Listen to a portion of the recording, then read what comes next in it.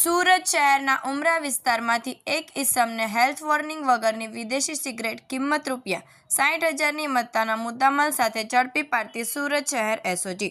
police commissioner Shri Anupamsinh Gehlot સાહેબનાઓ દ્વારા સુરત શહેરમાં નાર્કોટિક્સ ડ્રગ્સની બદીને નેસ્તનાબૂદ કરવા માટે શહેર વિસ્તારમાં આવેલ પાનના ગલ્લા તથા ટોબેકો પ્રોડક્ટ્સના હોલસેલ વિક્રેતાઓ દ્વારા ઈ સિગરેટ, હેલ્થ વોર્નિંગ વિનાની સિગરેટ તથા ઈ હુક્કાનું વેચાણ કરવામાં આવી રહેલ છે,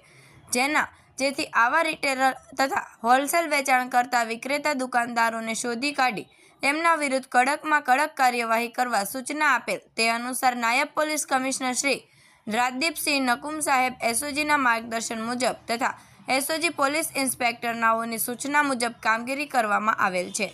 સૂચના આધારે એસઓજીના અધિકારી માણસોની અલગ અલગ ટીમ